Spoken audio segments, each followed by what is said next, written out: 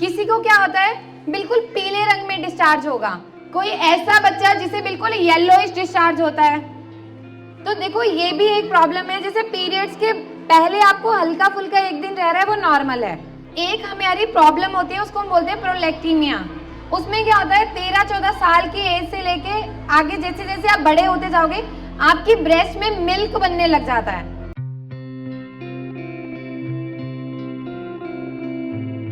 किसी को क्या होता है बिल्कुल पीले रंग में डिस्चार्ज होगा। और अभी आप लोगों ने शर्माना नहीं क्योंकि आपने ये चीजें कभी सुनी नहीं होंगी, तो हमें लगेगा यार ये तो क्या हो गया, ऐसा तो कुछ होता नहीं है, पर आइडली ये होता है। किसी को बिल्कुल पीले रंग में डिस्चार्ज होगा, किसी को पानी की तरह होगा सफेद, किसी को बिल्कुल चिपचिपा डिस्चार्ज होगा। जब आप कपड़े चेंज करते हो, गारमेंट चेंज करते हो ना, आपको लगेगा ये तो पूरा चिपक गया इस पे कुछ, ठीक है। खुजली होना शुरू हो जाती है, होती है, ठीक है, फिर स्मेल आती है, फिर हमें इरिटेशन होती है। तो इस तरह की जिसको भी प्रॉब्लम है, आपने डेली सुबह उठ के सबसे पहले इलायची खानी है। हरी इलायची होती है छोटी वाली, 2 इलायची डेली सुबह खाली पेट गुनगुने पानी से चबा के खा लो। ये क्या करेगा, जो इन्फेक्शन है उसको कंट्रोल करना स्टार्ट कर देगा। लेकिन जब आपको डिस्चार्ज बहुत पुराना हो गया है, मानो आपको अब हो गया 1 साल हो गया, 2 साल हो गए, हमने कुछ भी ट्रीटमेंट नहीं लिया, फिर आप ट्रीटमेंट शुरू करोगे, नहीं तो आपकी सेहत नहीं बनेगी, आप बहुत कमजोर फील करोगे, आपका शरीर हर वक्त ऐसा रहेगा कि वो टूट रहा है, बाल ऐसे जड़ से निकलेंगे, जैसे ही कॉम करोगे इतने इतने बाल आपको दिखेंगे वहां पे, होता है ना ये। अच्छा, कोई बच्चा ऐसा है जैसे ग्रीन कलर में डिस्चार्ज होता है, कोई ऐसा बच्चा जिसे बिल्कुल येलोइश डिस्चार्ज होता है, नहीं डिस्चार्ज है लेकिन कभी नोटिस किया है? अब ना सब लोग नोटिस करना, ठीक है, और फिर प्रॉपर इसका ट्रीटमेंट लेना है, इसे इग्नोर नहीं करना, क्योंकि अभी नहीं, लेकिन अगर ये कंडीशन बहुत क्रिटिकल हो जाए तो आगे जाके ये सर्विक्स कैंसर में भी कन्वर्ट होती है। ये इतना हार्मफुल है। और जिन भी लोगों को, जैसे मैं बताती हूँ, जैसे मैं डॉक्टर हूँ और मैं डेली पेशेंट से मिलती हूँ, मेरे पास ऐसे ऐसे पेशेंट हैं जिन्हें 20 साल से दिक्कत थी, 25 साल से दिक्कत, सारी लाइफ निकल गई, उनका वजन है 40 किलो 45 किलो, कभी वजन ही नहीं बढ़ेगा उन लोगों का, वो कितना भी खा लें, और हर टाइम उन्हें कमजोरी रहेगी, बॉडी में ग्रोथ नहीं होगी, ब्रेस्ट में ग्रोथ होना बंद हो जाएगा, बिल्कुल जैसे फ्लैट ब्रेस्ट होती है ना कि ग्रोथ नहीं होती, वो चीजें होने लग जाती हैं। तो इसको बिल्कुल भी कोई भी इग्नोर नहीं करेगा, ठीक है। किसी के मन में वाइट डिस्चार्ज को लेके कोई क्वेश्चन है जो आपको समझ नहीं आ रहा? ये समझ आ गया कि अब जिन भी बच्चों को होता है उन्हें क्या करना है? मैं आपके टीचर से कॉल करके पूछूंगी, वो आपसे पूछेंगे कि रिलीफ है या नहीं, आपने किया या नहीं, ठीक है। अच्छा, वाइट डिस्चार्ज में कोई ऐसा बच्चा है कि उसे महीने में पीरियड्स आने के बाद डिस्चार्ज बहुत ज्यादा बढ़ता है? कोई भी नहीं है? तो ये पॉसिबल नहीं है वैसे, जितनी एवरेज चल रही है आपको ठीक है। अच्छा, आप खड़े हो जाओ बेटा, हेजिटेट नहीं करना, आराम से, मैं भी खुल के बोल रही हूँ ना आप लोगों की प्रॉब्लम। अच्छा, आपको पीरियड्स के बाद डिस्चार्ज होता है, कितने दिन रहता है? 3 से 4 दिन, और उसके बाद पूरा मंथ नॉर्मल रहता है, बीच बीच में होता रहता है। तो देखो ये भी एक प्रॉब्लम है, जैसे पीरियड्स के पहले आपको हल्का फुल्का एक दिन रह रहा है वो नॉर्मल है, लेकिन अगर पीरियड्स के बाद आपको इतना इतना डिस्चार्ज हो रहा है तो वो फिर प्रॉब्लम है। और इसमें दूसरी चीज आपने क्या करनी है, केले के पत्ते होते हैं ना, केले के पत्ते सबको पता है? आप लोग दूध की खीर बना के खाते हो? बस वहां पे जिसको भी वाइट डिस्चार्ज है, सफेद पानी जिसको भी गिरता है, या कमर में दर्द है, आपको क्या करना है, सिर्फ 20 से 25 दिन केले के पत्ते की खीर खानी है। थोड़ा सा दूध लेना है, उसमें केले के पत्ते छोटे छोटे काट के डाल दो, चीनी डाल लो, उसको अच्छे से थिक पेस्ट बना लो और उसकी खीर लो। आप लोगों का वाइट डिस्चार्ज बिना दवाई के भी ठीक हो जाएगा। समझ गए सब? तो अब इग्नोर नहीं करना है इस चीज को। क्लियर हो गया?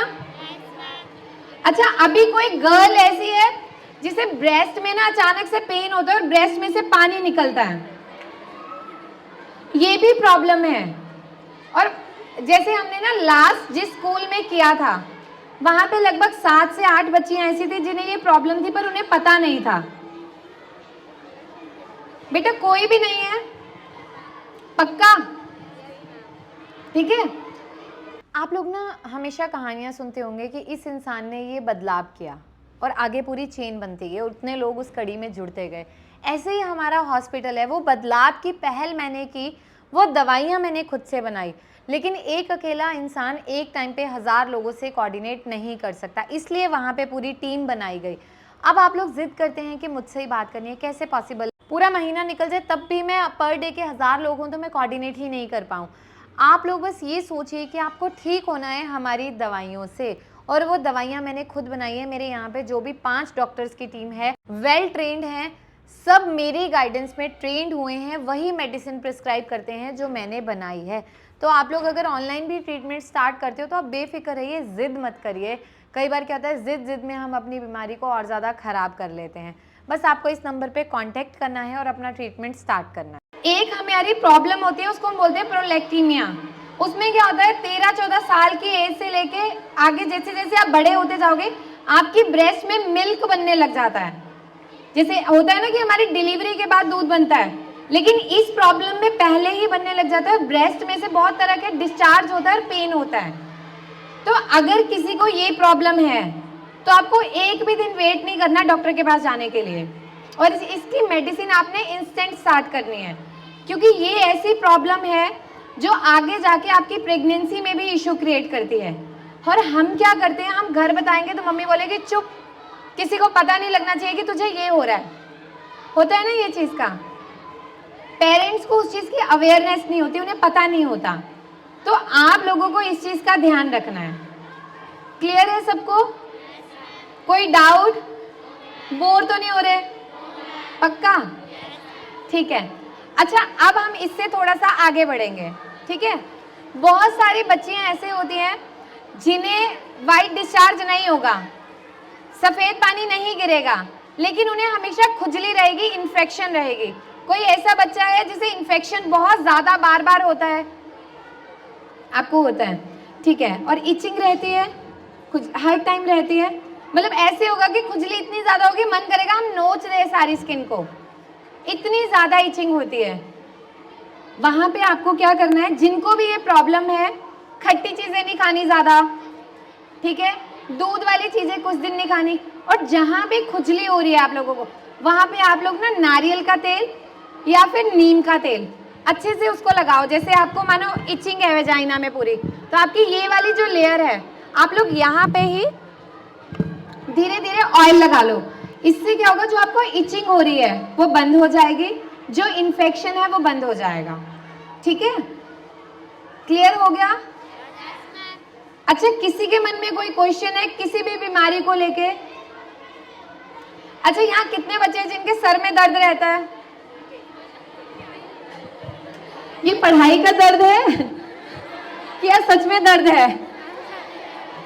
सच में रहता है? अच्छा, कितने बच्चे ऐसे जिन्हें सिर्फ आधे सर में दर्द होता है? ठीक है। अब आप लोग ना ध्यान से सुनना और खुद से रिलेट करना, ठीक है।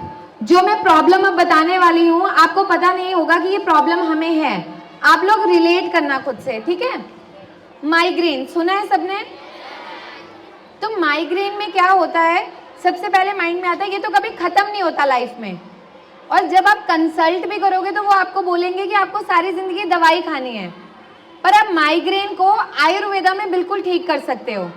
और जो अगर आप बिल्कुल स्टार्टिंग फेज में हो तब तो आप रेमेडी से भी खत्म कर सकते हो। अब कुछ बच्चे ऐसे होंगे जिन्हें आधे सर में दर्द होगा, होता है, कुछ बच्चे होंगे जिन्हें सिर्फ इस हिस्से में दर्द होगा, ठीक है। उल्टे का मन किसका करता है जब उसको सर दर्द होती है? आपको। और उल्टी आएगी नहीं, पर अंदर से मन करेगा, नोजिया फील होगा कि मेरा उल्टी आ जाए।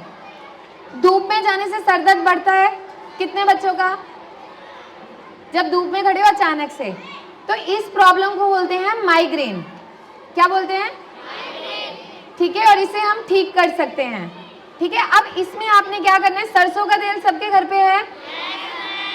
अब जिसको भी सर दर्द रह रहा है, आपको 21 डेज रेगुलर सरसों के तेल की 2-2 ड्रॉप्स अपने नाक में डालनी है, ठीक है।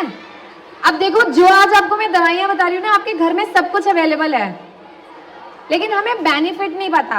हमें बेनिफिट पता होना जरूरी है, ठीक है। पता क्या करना है? सरसों का तेल लिया, 2-2 ड्रॉप्स लिए और नाक में डालनी है और नाक को ऐसे से रबिंग करनी है। जब आप नोज में सरसों का तेल डालोगे, आपको हल्का हल्का जलन होगी 1-2 मिनट के लिए, और उसके बाद वो नॉर्मल हो जाएगी, ठीक है।